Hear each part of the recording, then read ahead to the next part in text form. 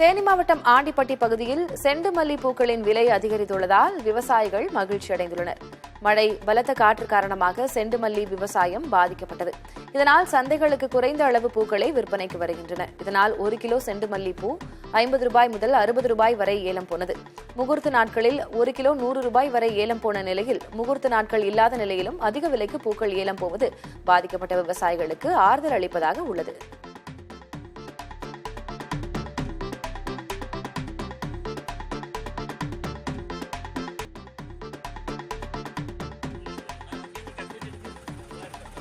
நீலகிரி மாவட்டம் மசனக்குடி அருகே அதிகாலையில் புகுந்த காட்டு யானை மளிகை கடைகளை சேதப்படுத்தும் காணொலி வெளியாகியுள்ளது. வாழைத்தோட்டம் கிராமத்திற்குள் அதிகாலை நுழைந்த காட்டு யானை மோகன் மற்றும் அபாஸ் ஆகியோரது கடைகளை உடைத்து சேதப்படுத்தியது. கடையிலிருந்து அரிசி, சர்க்கரை உள்ளிட்ட பொருட்களை யானை வெளியே எடுத்து சேதப்படுத்தியது. நீண்ட நேர போராட்டத்திற்கு பிறகு யானையை பொதுமக்கள் அங்கிருந்து விரட்டினர்.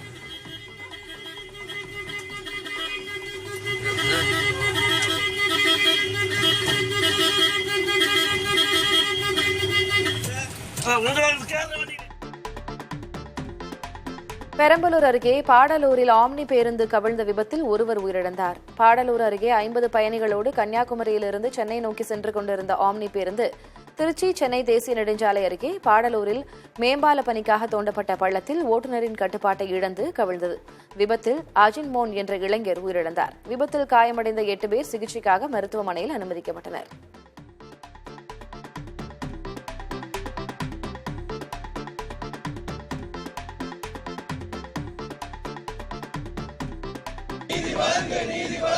ராமநாதபுரம் மாவட்டம் பரமக்குடியில் கணவரால் கொலை செய்யப்பட்ட பெண்ணின் குடும்பத்திற்கு உரிய நிவாரணம் வழங்கக் கோரி போராட்டம் நடைபெற்றது.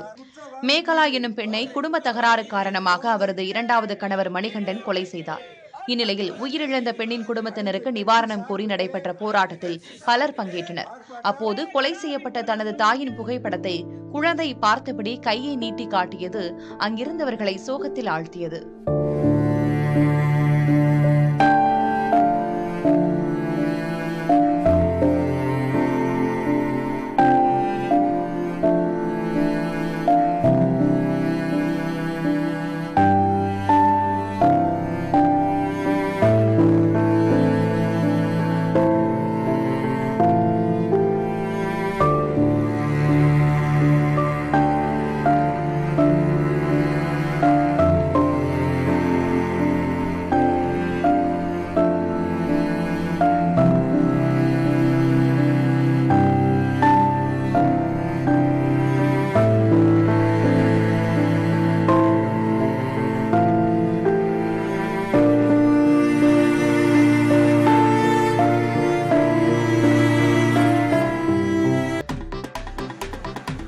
மயிலாடுதுறை தருமபுரம் ஆதீனத்திற்கு மிரட்டல் விடுத்ததாக தொடரப்பட்ட வழக்கில் கைதான ஆதீனத்தின் முன்னாள் நேர்முக உதவியாளரை ஒரு நாள் காவலில் எடுத்து விசாரிக்க நீதிமன்றம் அனுமதி அளித்துள்ளது.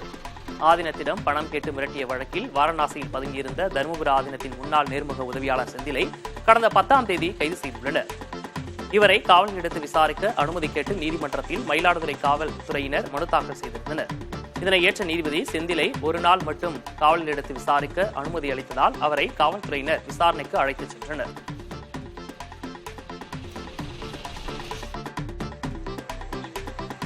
தேனி மாவட்டம் ஆண்டிப்பட்டி பகுதியில் செண்டுமல்லி பூக்களின் விலை அதிகரித்துள்ளதால் விவசாயிகள் மகிழ்ச்சி அடைந்துள்ளனர். மழை, பலத்த காற்று காரணமாக செண்டுமல்லி விவசாயம் பாதிக்கப்பட்டது. இதனால் சந்தைகளுக்கு குறைந்த அளவு பூக்களே விற்பனைக்கு வருகின்றன. இதனால் 1 கிலோ செண்டுமல்லி பூ 50 ரூபாய் முதல் 60 ரூபாய் வரை ஏலம் போனது.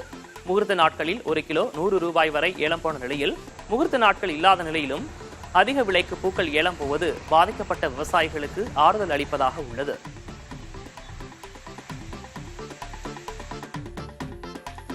கோவை மாவட்டம் வால்பாறை சுற்றுவட்டார பகுதியில் பெய்து வரும் மழையால் சோலையார் அணையின் நீர்மட்டம் 100 அடியை எட்டியுள்ளது. தொடர் மழையால் வால்பாறை பகுதியின் முக்கிய நீர்பிடிப்பு பகுதியான சோலையார் அணையில் நீர்வரத்து அதிகரித்து வருகிறது. சோலையார் அணையின் நீர்வரத்து 5705 கனஅடியாக உள்ளது. நீர் இருப்பு 2618 கனஅடியாக உள்ளது. அணையின் நீர்மட்டம் 100 அடி வரை உயர்ந்துள்ளது. வால்பாறையில் அதிகபட்சமாக சின்னக்கல்லார் பகுதியில் 92 மில்லிமீட்டர் மழை பதிவாகியுள்ளது.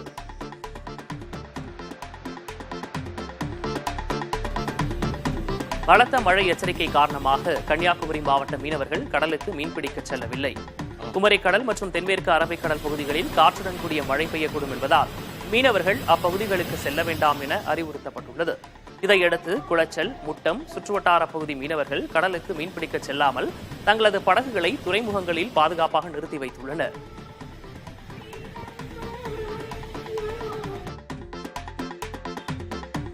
கள்ளக்குறிச்சி மாவட்டம் உளுந்தூர்பேட்டை அருகே முறையான குடிநீர் விநியோகம் செய்யாத ஊராட்சி நிர்வாகத்தை கண்டித்து பெண்கள் குடங்களுடன் முற்றுகையிட்டனர். ஆசனூர் கிராமத்திற்கு முறையாக குடிநீர் விநியோகம் செய்யப்படாதது குறித்து ஊராட்சி நிர்வாகத்திடம் பலமுறை தகவல் தெரிவித்தும் நடவடிக்கை எடுக்கப்படவில்லை என கிராம மக்கள் புகார் தெரிவித்துள்ளனர்.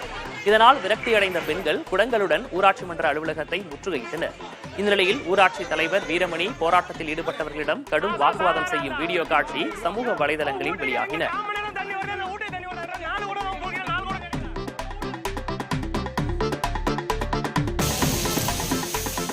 விழுப்புரம் மாவட்டம் மேல்மலையனூர் அங்காளம்மன் கோயிலில் 74 லட்சம் ரூபாய் உண்டியல் காணிக்கையாக கிடைத்துள்ளது. அங்கு வைகாசி மாத ஊஞ்சல் உற்சவத்தின் போது பக்தர்கள் அளித்த காணிக்கை எண்ணப்பட்டது. இதில் 243 கிராம் தங்கம், 1505 கிராம் வெள்ளி காணிக்கையாக பெறப்பட்டுள்ளது.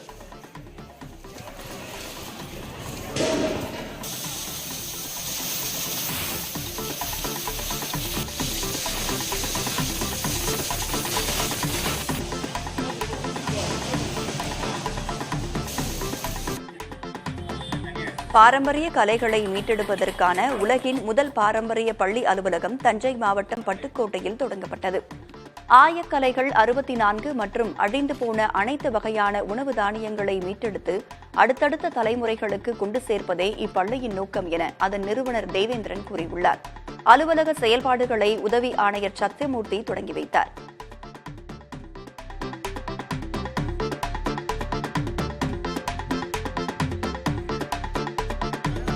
போதைப்பொருள் ஒழிப்பு தினத்தை ஒட்டி தென்காசியில் காவல்துறை சார்பில் யமதர்மராஜா வேடமிட்ட நபர் வாயிலாக விழிப்புணர்வு நாடகம் நிகழ்த்தப்பட்டது. யமதர்மராஜா வேடமிட்டவர் கையில் மதுவுடன் இருக்கும் நபர் மீது பாசக்கயிற்றை வீசி மது குடிப்பதால் ஏற்படும் ஆபத்து, அதனால் குடும்பத்தில் ஏற்படும் பாதிப்புகள் குறித்து வாகன ஓட்டிகள் பொதுமக்களிடையே விழிப்புணர்வை ஏற்படுத்தினார்.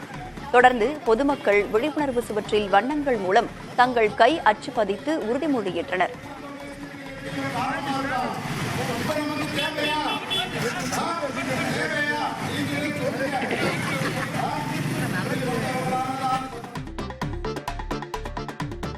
தேனி மாவட்டம் போடியில் மேற்கு தொடர்ச்சி மலைப்பகுதிகளில் பெய்த தொடர் மழையால் குரங்கணியில் உள்ள கொட்டக்குடி ஆற்றில் வெள்ளப்பெருக்கு ஏற்பட்டது.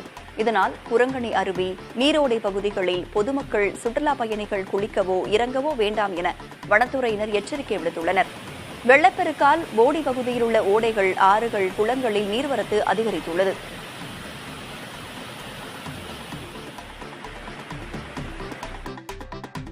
சேலம் மாவட்டம் ஓமலூர் ஒழுங்குமுறை விற்பனை கூடத்தில் நடைபெற்ற கொப்பரை ஏலத்தில் 8642 கிலோ கொப்பரை 7.41 லட்சம் ரூபாய்க்கு விற்பனையானது.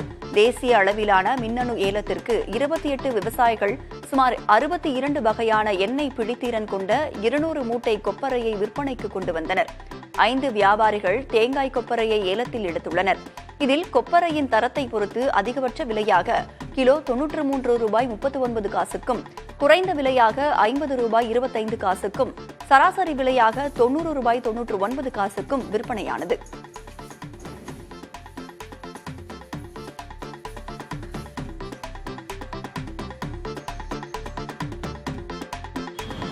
சென்னை கேளம்பாக்கத்தில் பைக்கில் சென்ற கல்லூரி மாணவர் உட்பட 2 சாலை விபத்தில் உயிரிழந்தனர். கேளம்பாக்கம் அருகே கோவளம் இணைப்பு சாலையில் பைக்கில் சென்ற 2 சாலையின் எதிரே வந்த கார் மீது மோதி கீழே விழுந்தனர். அப்போது பின்னால் வந்த லாரியில் சிக்கி 2 உயிரிழந்தனர். தகவல் அறிந்த பள்ளிக்கரணை போக்குவரத்து புலனாய்வு பிரிவு காவல்துறையினர் மேற்கொண்ட விசாரணையில் இறந்தவர்கள் ஆந்திர மாநிலத்தைச் சேர்ந்த பாஷா, ஹதீஷ் என்பதும், பாஷா வேலை பார்க்கும் தனியார் கல்லூரியில் அதீஷ் படித்து வருவதும் தெரியவந்துள்ளது. விபத்து தொடர்பாக காவல்துறையினர் வழக்கு பதிவு செய்து கார் ஓட்டுநர் தியாகராஜன், லாரி ஓட்டுநர் இளங்கோவனை கைது செய்ததோடு கார் மற்றும் லாரியை பறிமுதல் செய்தனர். உங்கள் ஊர் உங்கள் குரல். நீலகிரி மாவட்டம் குன்னூர் பகுதியில் ஆய்வு மேற்கொண்ட ஆட்சியர் குறைகளை கேட்டறிந்து உடனுக்குடன் நடவடிக்கை எடுப்பதாக உறுதியளித்தார்.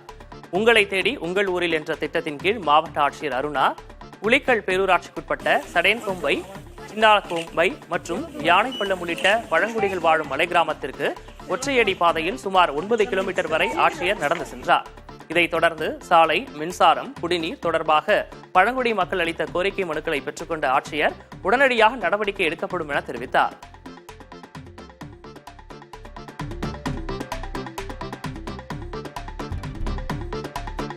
காஞ்சிபுரம் மாவட்டம் ஸ்ரீபெரும்புதூர் அருகே 5 ஆண்டுகளுக்கும் மேலாக சாலை வசதி இல்லாமல் மக்கள் அவதியடைந்து வருகின்றனர்.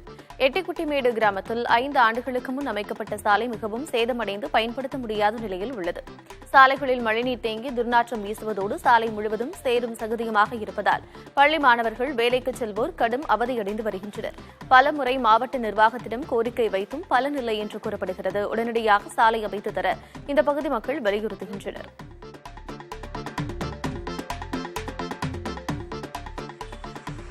சென்னை அருகே ஆவடி மாநகராட்சி பகுதியில் வாகன ஓட்டிகள் மற்றும் பாதசாரிகளுக்கு இடையூறு ஏற்படுத்தும் வகையில் சாலையில் சுற்றித் திரிந்த 8 பசுக்கள் பறிமுதல் செய்யப்பட்டு அவற்றின் உரிமையாளர்களுக்கு 50,000 ரூபாய் வரை அபராதம் விதிக்கப்பட்டது. மாநகர நல அலுவலர் ராஜேந்திரன் மற்றும் சுகாதார ஆய்வாளர் மொய்தீன் தலைமையில் மாநகராட்சி ஊழியர்கள் ஆவடி பூந்தமல்லி பிரதான சாலை, கோவர்த்தனகிரி, ஸ்ரீனிவாசா நகர், திருமுல்லைவாயில், சிடிஎச் சாலையில் சுற்றித் திரிந்த 8 பசுமாடுகளை பிடித்தனர்.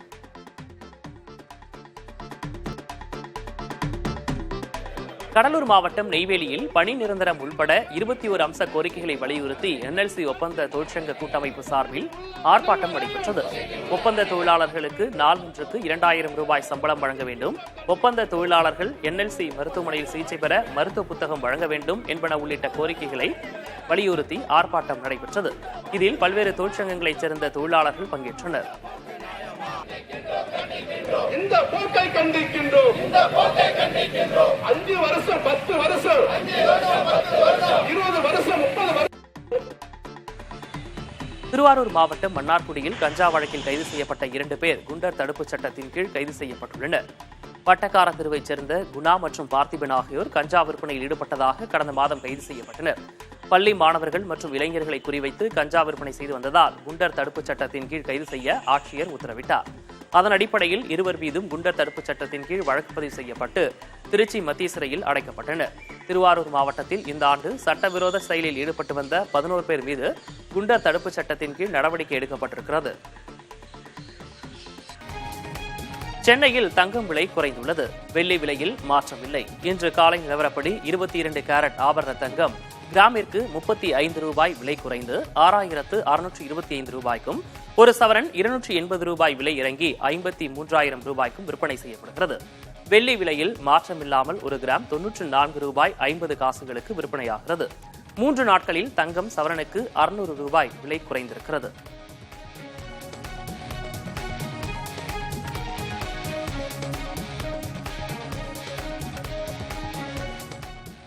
இந்திய பங்குச்சந்தைகள் ஏற்றத்துடன் வர்த்தகமாகின்றன. காலை 10:30 மணி வாக்கில் மும்பை பங்குச்சந்தையின் சென்செக்ஸ் 273 புள்ளிகள் உயர்ந்து 78,947 புள்ளிகளில் வர்த்தகமாகியது.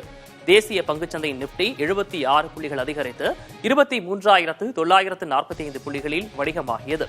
ரிலையன்ஸ் இண்டஸ்ட்ரீஸ், டாடா ஸ்டீல் உள்ளிட்ட நிறுவன பங்குகள் ஏற்றத்துடன் காணப்படுகின்றன. மற்ற ஆசிய பங்குச்சந்தைகள் இறக்கத்துடனே வர்த்தகமாகின்றன. அந்நிய முதலீட்டாளர்கள் நேற்று பங்குச்சந்தைகளில் 3,535 கோடி ரூபாய் மதிப்பில் பங்குகளை விற்றுள்ளதாக புள்ளி விவரங்கள் தெரிவிக்கின்றன. சர்வதேச சந்தையில் பிரெண்ட் கச்சா எண்ணெய் ஒரு பீப்பாய் $85.7 வர்த்தகமாகியது.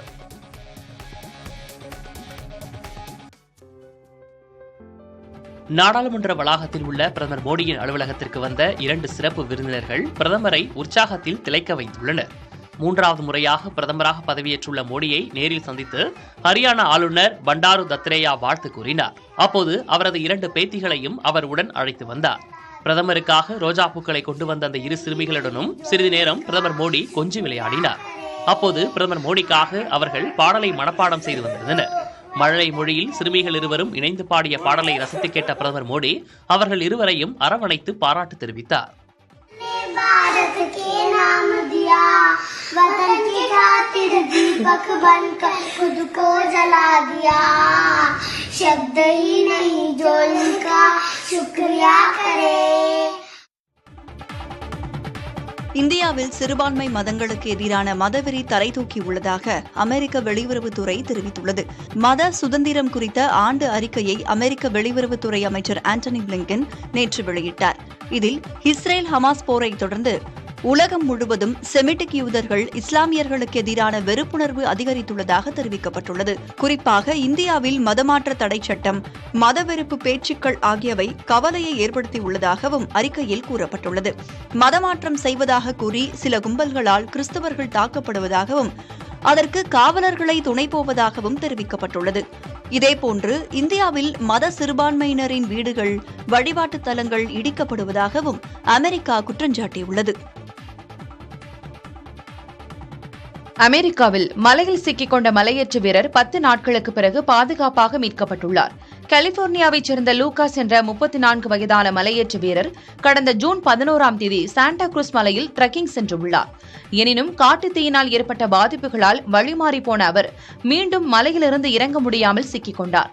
10 நாட்களுக்கு பிறகு அவர் பத்திரமாக மீட்கப்பட்டிருக்கிறார். பாதுகாப்பாக மலையிலிருந்து கீழே இறங்கியதும் அவரை அவரது குடும்பத்தினர் கண்ணீருடன் ஆறத் தழுவி வரவேற்ற காட்சிகள் வைரலாகி வருகின்றன.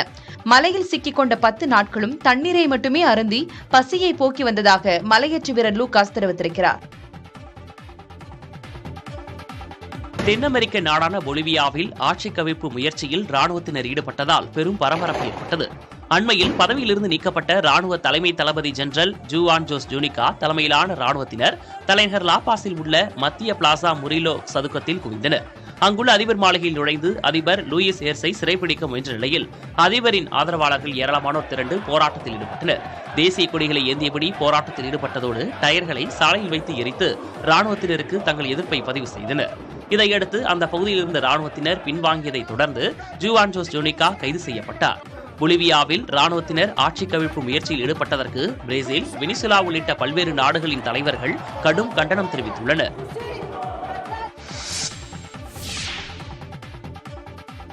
கசாடா திருவிழாவை முன்னிட்டு எரிமலை உச்சிக்கு சென்று பூர்வக்குடி மக்கள் பாரம்பரிய வழிபாட்டில் ஈடுபட்டனர். டெங்கரேஸ் பகுதியில் பல கிராமங்கள் உள்ள நிலையில் விவசாய தொழில் செய்து வரும் இங்குள்ள பூர்வக்குடி மக்கள் ஆண்டுதோறும் இந்த விழாவை கொண்டாடுவது வழக்கம். அந்த வகையில் இங்குள்ள 7641 அடி உயரம் உள்ள ரோமோ எரிமலைக்கு அதிகாலையிலேயே சென்ற பூர்வக்குடி மக்கள் மலை உச்சியில் சிறப்பு வழிபாட்டில் ஈடுபட்டனர். காய்கறிகள், பழங்கள், கால்நடைகள் ஆகியவற்றுடன் சென்ற அவர்கள் விவசாயம் செழிக்க வேண்டி தங்கள் மூதாதையர்களை வேண்டி பிரார்த்தனைகளில் ஈடுபட்டனர். பருவநிலை மாற்றம் காரணமாக விளைநிலத்தில் அறுவடைக்கு தயாராக இருந்த பயிர்கள் சேதமடைந்துள்ளதால் பெரும் கவலையடைந்துள்ள அவர்கள் மழை பொழிய வேண்டி வழிபாட்டில் ஈடுபட்டனர்.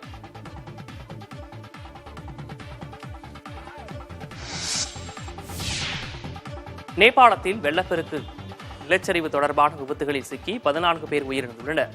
இமாலய மலைத்தொடர் இருக்கும் நேபாளத்தின் பல்வேறு பகுதிகளில் பருவமழை பெய்து வருகிறது. கனமழையால் 22 மாவட்டங்கள் கடுமையான பாதிப்பை சந்தித்துள்ளதாக அந்நாட்டு உள்துறை அமைச்சகம் தெரிவித்துள்ளது. குறிப்பாக தலைநகர் காட்மண்டு, தப்லேஜங், புத்தா பதூர், மோரங் உள்ளிட்ட மாவட்டங்கள் அதிக பாதிப்பை எதிர்கொண்டுள்ளன. இதனிடையே இடி மின்னல் தாக்கி கடந்த 24 மணி நேரத்தில் 9 பேர் உயிரிழந்துள்ளதாகவும் நிலச்சரிவு உள்ளிட்ட விபத்துகளில் இதுவரை 14 பேர் பலியானதாகவும் அதிகாரிகள் தெரிவித்துள்ளனர். மண் சரிவால் பாதிக்கப்பட்ட பகுதிகளில் மீட்பு மற்றும் நிவாரணப் பணிகள் நடைபெற்று வருகிறது. நேபாளத்தில் ஒவ்வொரு ஆண்டும் பருவமழையின் போது உயிரிழப்புகளும் பாதிப்பும் அதிக அளவில் ஏற்படுவது வழக்கம். இந்த ஆண்டு சுமார் 18 லட்சம் மக்கள் பாதிக்கப்படலாம் என அதிகாரிகள் கணித்துள்ளனர். கோப்பை கால்பந்து தொடரில் செக் குடியரசு அணியை வீழ்த்தி துருக்கி அணி நாக் அவுட் சுற்றுக்கு தகுதி பெற்றது. ஜெர்மனியின் ஹாம்பர்க் மைதானத்தில் நடைபெற்ற போட்டியில் இரு அணிகளும் முதல் பாதியில் கோல் அடிக்கவில்லை. 20வது நிமிடத்தில் செக் குடியரசு வீரர் பராக் சிவப்பு அட்டை கொடுத்து வெளியேற்றப்பட்டதால் அந்த அணிக்கு பின்னடைவு ஏற்பட்டது. 2ஆம் பாதியில் துருக்கி அணி ஒரு கோல் அடித்து முன்னிலை பெற்றது. தொடர்ந்து செக் குடியரசு அணியும் பதில் கோல் அடித்தது. இந்த போட்டியில் வெற்றி பெற்றால் நாக் அவுட் சுற்றுக்கு முன்னேறலாம் என்ற நிலையில் செக் குடியரசு அணி கடைசி வரை போராடியது. ஆனால் இறுதி நொடிகளில் துருக்கி அணி ஒரு கோல் அடித்து வெற்றி வாகை சூடியது. இதனால் எஃப் பிரிவில் போர்ச்சுகல், ஜார்ஜியா அணிகளுடன் துருக்கி அணியும் நாக் அவுட் சுற்றுக்குள் நுழைந்தது. நீலகிரி மாவட்டம் பந்தலூர் மற்றும் சேரங்கோடு பகுதியில் தலா 12 சென்டிமீட்டர் மழை பதிவாகியுள்ளது. இதன் காரணமாக பாண்டி ஆற்றில் வெள்ளம் பெருக்கெடுத்து ஓடுகிறது. கூடலூர் மற்றும் பந்தலூர் சுற்றுவட்டார பகுதிகளில் தொடர்ந்து மழை பெய்து வருகிறது. மழை காரணமாக ஆங்காங்கே லேசான பாதிப்புகள் ஏற்பட்ட நிலையில் அவை உடனடியாக சரி செய்யப்பட்டன. கடந்த 24 மணி நேரத்தில் அதிகபட்சமாக பந்தலூர் மற்றும் சேரங்கோடு பகுதிகளில் தலா 12 சென்டிமீட்டர் மழை பதிவாகியுள்ளது. தொடர் மழையால் அப்பகுதியில் உள்ள பாண்டி ஆறு உள்ளிட்ட அனைத்து ஆறுகளிலும் வெள்ளப்பெருக்கு ஏற்பட்டுள்ளது. பாடந்துறை பகுதியில் 9 சென்டிமீட்டர் மழை பதிவாகியிருக்கும் நிலையில் அங்குள்ள ஆறுகளிலும் வெள்ளப்பெருக்கு ஏற்பட்டிருக்கிறது.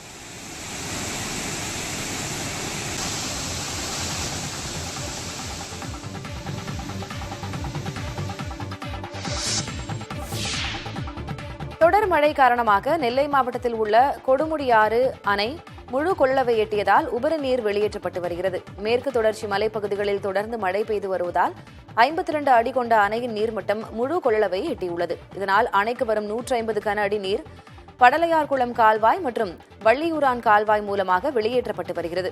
தொடர்ந்து மழை பெய்து வருவதால் நீர்வரத்து மேலும் அதிகரிக்கும் என எதிர்பார்க்கப்படுகிறது. இதனால் தேவைக்கேற்ப அணையை சுற்றியுள்ள 44 குளங்களுக்கு நீர் திறக்கப்படும் என அதிகாரிகள் தெரிவித்துள்ளனர்.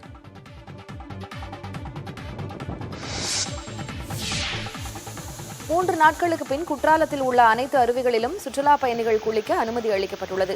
கனமழை காரணமாக அருவிகளில் நீர்வரத்து அதிகரித்திருந்தால் குளிக்க தடை விதிக்கப்பட்டிருந்தது. தற்போது பாவூர் சித்திரம், கடையம், புளியங்குடி உள்ளிட்ட பகுதிகளில் மழை குறைந்ததால் குற்றால அருவிகளில் தண்ணீர் வரத்து சீராகியுள்ளது. இதனால் பிரதான அருவி, ஐந்தருவி, பழைய குற்றாலம், புலி அருவி, சிற்றருவி என அனைத்து அருவிகளிலும் குளிக்க அனுமதிக்கப்பட்டனர். ரம்மியமான காலநிலைக்கு மத்தியில் சுற்றுலா பயணிகள் குளியலிட்டு மகிழ்கின்றனர்.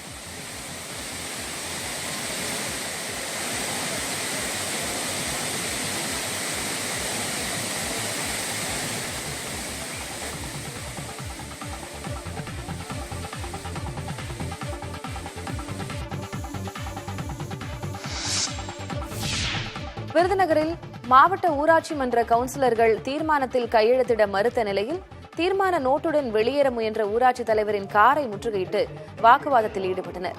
விருதுநகர் மாவட்ட ஊராட்சி அலுவலகத்தில் மாவட்ட ஊராட்சி மன்ற கவுன்சிலர்கள் மாதாந்திர கூட்டம் மாவட்ட ஊராட்சி மன்ற தலைவர் வசந்தி மான்ராஜ் தலைமையில் நடைபெற்றது. நடந்து முடிந்த வளர்ச்சிப் பணிக்காக 15 லட்சம் ரூபாய் ஒதுக்கீடு செய்ய வேண்டும் என சேர்மன் வசந்தி மான்ராஜிடம் கவுன்சிலர்கள் கோரிக்கை வைத்தனர். முதலில் தீர்மான நோட்டில் கையெழுத்திட்ட பின்பு நிதி பங்கீடு குறித்து ஆலோசித்து நடவடிக்கை எடுக்கப்படும் என வசந்தி மான்ராஜ் கூறினார். அதற்கு எதிர்ப்பு தெரிவித்த கவுன்சிலர்கள் தீர்மான நோட்டில் கையெழுத்திட மறுத்துவிட்டனர்.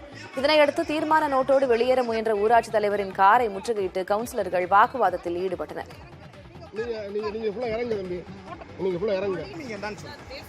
பேசுங்க, நல்லபடியா பேசுங்க. நாங்க வெயிட் பண்றோம். நாங்க இன்னும் நீங்க தொடர்ந்து நான் நோட் கேட்டதுக்கு எந்த ஊருக்கு போட்டுட்டு நாங்க என்னமா பேசிட்டு இருக்கீங்க?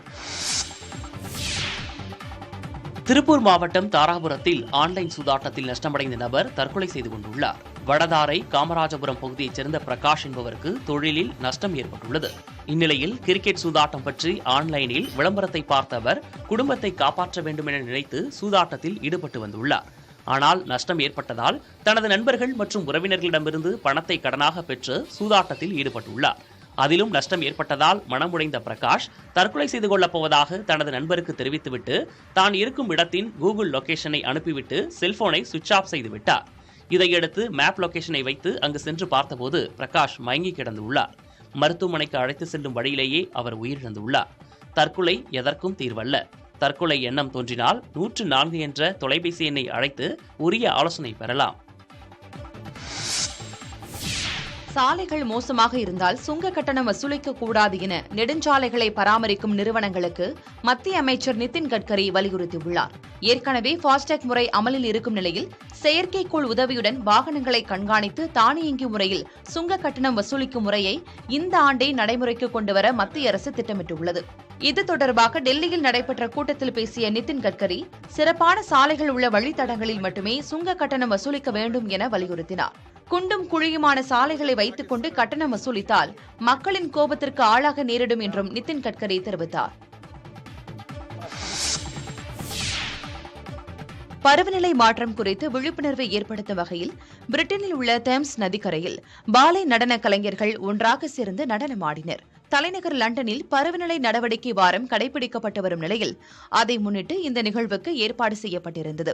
இதில் லண்டனில் உள்ள நடனக் கல்லூரியில் பயிற்சி பெறும் இளம் நடன கலைஞர்கள் 20க்கும் மேற்பட்டோர் கலந்து கொண்டனர். உலகம் முழுவதும் பருவநிலை மாற்றம் பிரச்சினை தீவிரமடைந்து வரும் நிலையில் இதற்கு நம்மால் தீர்வு காண முடியும் என்ற நம்பிக்கையை பொதுமக்களிடம் ஏற்படுத்த வேண்டும் என்ற நோக்கத்தில் இந்த நிகழ்வுக்கு ஏற்பாடு செய்யப்பட்டதாக அதன் ஏற்பாட்டாளர்கள் தெரிவித்தனர்.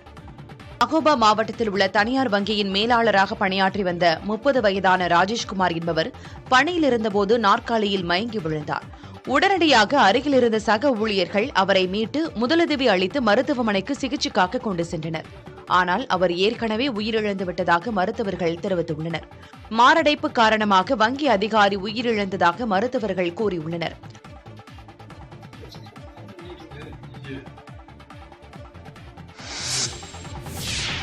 உத்தரப்பிரதேச மாநிலம் தாஜ்மஹாலில் திடீரென இந்தியாவில் 40 வயதுக்கு கீழ் உள்ளவர்கள் இதுபோன்ற மாரடைப்பு காரணமாக உயிரிழக்கும் சம்பவம். கர்நாடக மாநிலம் பெலகாவியை சேர்ந்த பெண் தனது 2 வயது குழந்தையுடன் தாஜ்மஹால் சென்றார். அங்கு திடீரென அவரது குழந்தை சுயநினைவை இழந்தது.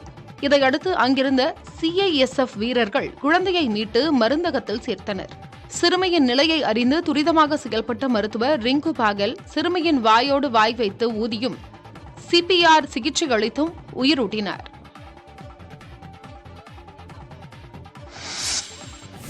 ரயிலில் கேரள பயணி படுக்கை உடைந்து உயிரிழக்கவில்லை என்றும் படுக்கைக்கான சங்கிலியை சக பயணி சரியாக மாட்டாததே காரணம் எனவும் ரயில்வே நிர்வாகம் விளக்கமளித்துள்ளது. கேரளாவின் எர்ணாகுளத்திலிருந்து டெல்லி நிஜாமுதீன் சென்ற விரைவு ரயிலில் கடந்த 15ஆம் தேதி பயணித்த அலிகான் ஸ்லீப்பர் பெட்டியில் லோவர் பெர்த் எனப்படும் கீழ்ப்படுக்கையில் பயணித்தார்.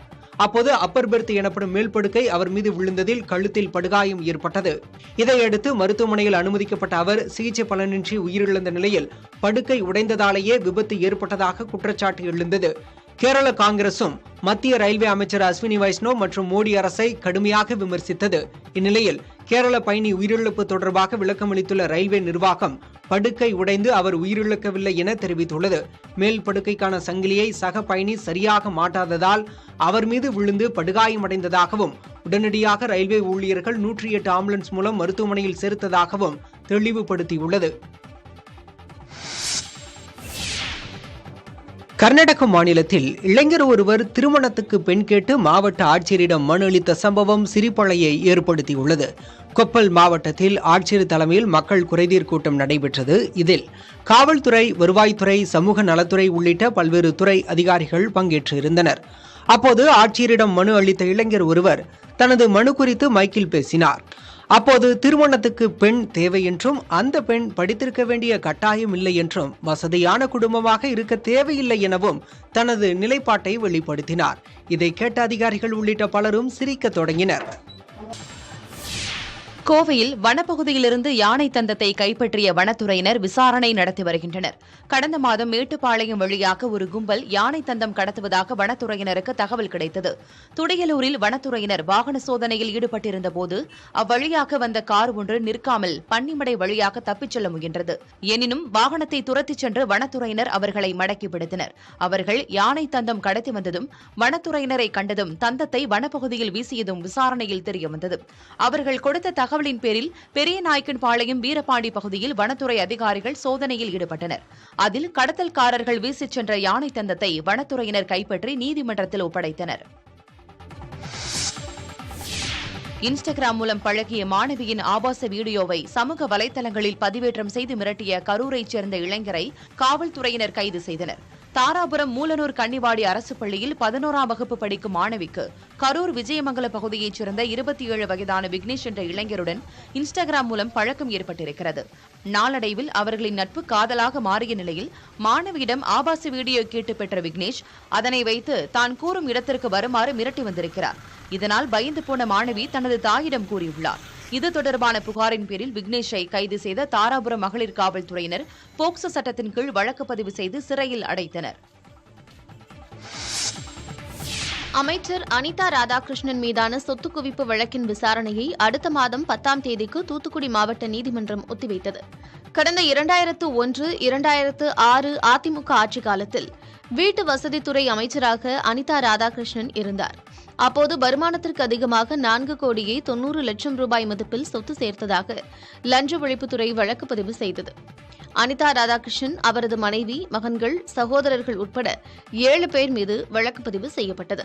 இந்த வழக்கின் விசாரணை தூத்துக்குடி மாவட்ட முதன்மை நீதிமன்றத்தில் நீதிபதி ஐயப்பன் முன்னிலையில் மீண்டும் விசாரணைக்கு வந்தது. அப்போது அமைச்சர் அனிதா ராதாகிருஷ்ணன், அவரது மனைவி மற்றும் சகோதரர்கள் உள்ளிட்ட 5 பேர் ஆஜராகாத நிலையில் 2 மகன்கள் மட்டும் ஆஜராகினர். வழக்கின் 16வது அரசு தரப்பு சாட்சியான ஓய்வு பெற்ற பொதுப்பணித்துறை பொறியாளர் சம்பத்திடம் அனிதா ராதாகிருஷ்ணன் சொத்து விவரங்களை மதிப்பீடு செய்தது குறித்து அமைச்சர் தரப்பில் மறுவிசாரணை செய்யப்பட்டது. இதனைத் தொடர்ந்து வழக்கு விசாரணையை ஜூலை 10ஆம் தேதிக்கு நீதிபதி ஒத்திவைத்தார்.